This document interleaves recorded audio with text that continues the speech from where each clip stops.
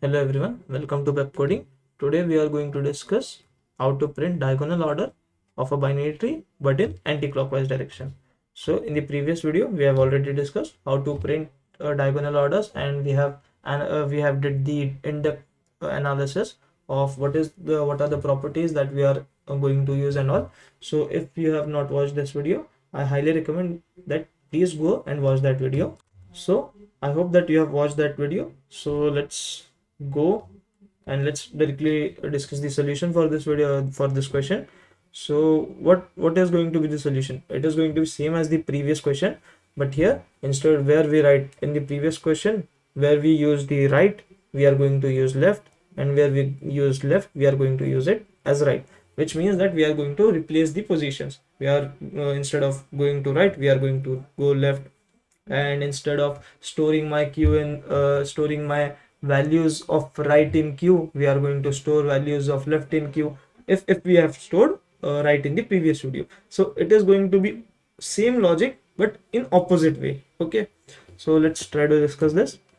If this is my tree, let's start the solution approach, that is 30, 40, 50, 60, 70, let's say 80, 90 here, and 100 here, let's say 110 here. Okay, now how we are going to what is going to be our first step? First we have to create a queue. That is, first we created a queue. I'll create first we created a queue, right? Now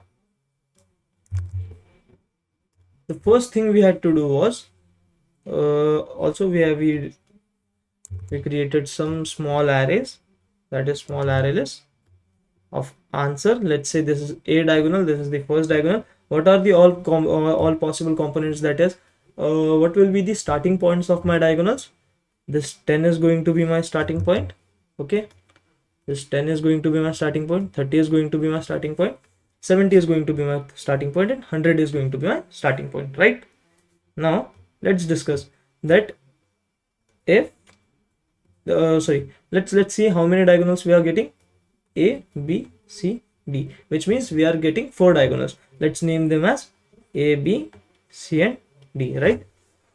Now first thing what we have to do, we are going to discuss about the diagonal A, because A is coming here. So first we are going to store the root value, in the queue, right? Now size of this queue is going to be what? 1. This means that we have one component that we have to deal with, that is we have to do some operations on the one component. Then we start the operation, that is we remove this from queue, we add it to our answer array, and the size becomes 0. This size 0 tells us that all the possible components, that is all the components that are going to be included in my array or in my diagonal have been accessed. Now in this array what we are going to do, we are going to ask this 10, hey 10, do you have any right child? If you have any right child, then add it to queue. So yeah, it says that I have a right child, that is 30. It adds 30 to its in the queue. Now we ask this 10 that do you have any left child? If yes, then add it to where? Add it here in the answer array, that is in the diagonal, because you and your left child are going to be in the same diagonal, right? And his left child is going to be in the same diagonal, and so on. You can see here 10, 20, 40, and 80 are left child of their left. What I am saying, 80 is left child of 40, 40 is left child of 20, 20 is left child of 10, which means these left childs are going to be left family is going to be in the same diagonal, right? So we ask this for 10, that do you have any left child? If yes, please add it to the answer. Now we ask 20, do you have any right child? It says yes, I have a right child. Then add it to where? Add it to Q. Do you have any left child? It says yes, I have a left child. Then add it to this answer, because you both are going to be in the same diagonal. Now this 40 to this 40, we ask that do you have any left child? It says yes, I have a left child. Add it where? Add it to this diagonal. Do you have any right child? It says yes, I have a right child. Add it here, add that right child to queue. We are done with this. Now we ask 80, do you have any left child? It says no, I don't have any left child. This means this is the end of this diagonal, but not actually end. This is the end of the all the connected components, that is all the components which are connected to each other. Till that point the diagonal has ended. There might be possibility that some other components, for example, for this 30, if you take this the example of 30, or let's say 70, what will be the diagonal? The diagonal is going to be something like this, right?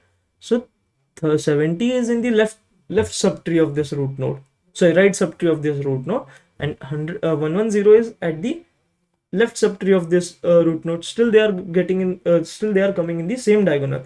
This means that the components might be present at the different places, so we have to check for those components, right? Now here number of components, how many components were there? Only one component, therefore we have access that component. Now this with this 80 we close this. This means that we are done with all the possible elements that can come in the diagonal, that is starting from 10. Now we remove this 10, and now this new size becomes what? 3. This means that we have 3 components that we have to access, and using these 3 components we can get the diagonal B. Okay, what are those 3 components? One is 30, second one is 50, and third one is 90. This means that these 3 are going to be in the same diagonal. There might be other nodes that are going to be in this diagonal, but these 3 are going to be compulsory in our diagonal, so in the diagonal B. So let's traverse. We ask B, so we ask 30 to remove. We remove 30 from here, we add it here, reduce the size. Now we ask 30, do you have any left child? It says yes, I do have a left child. Add it here. Do you have any right child? Yes, I have right child. Add it here. This is 70, so we added 70 here in the queue. Now we ask 60, do you have any left child? It says no. Do you have any right child? No. Then work for this component has done. Now we have 2 more components that we have to do work on. We do work on 50, we remove it from there, we add it here. We ask 50, do you have any left? Do you have any right? No. Then one component is remaining, that is 90. We use 90, number of components remaining is 0. We add it here. Same thing, ask him, do you have any left child? It says no. Do you have any right child? It says yes, I do have right child. Then do what? To right child, I have to add it in the queue, right? Now with this B diagonal is completed. Sorry. Now this size becomes what? Size becomes 1, 2 size. I'll erase this. Now we ask 70. That first we take 70 out of this. We add 70 here. Number of components remaining 1. We ask 70. Do you have any right child? It says yes, I do have right child. Then add it to this queue. Do you have any left child? It says no, I don't have any left child. Okay. Now number of components remaining are 1. We use that component, that is this component, and add it here. Now we ask 110 that do you have any left right? It says no, I am the single child of my family and I don't have any family further. So diagonal C is also completed. Now for the last diagonal, that is for 100, we ask the number of component become 1. We use this, we add it here, and we ask do you have any left, do you have any right? When we get, now the base case or the final condition is that when we get null from everywhere, and when the number of components, all the components have been used, then all the possible diagonals have been created. So let's try to code this and see that how it is going to perform or how it is going to give us the output. So I hope that the explanation was clear. We have not gone deep into this question because we have already did that in the previous video. So now let's code. So let's code this question. What we are going to what we have to do in the first step. First we have to create a queue. So we are going to create a queue that is going to be of tree node type.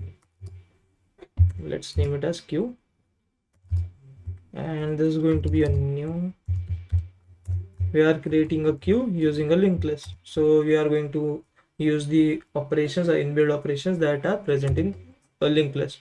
So second thing we need is an array list of array list that is going to be of integer type to store the final answer. We are going to call it as final answer. It's going to be new array list, right? Now what was the first step? The first step was to add, that is to add the root node. So we added the root node. Now we have to run a while loop. While q.size is not equal to null or not equal to 0, we have to do some work.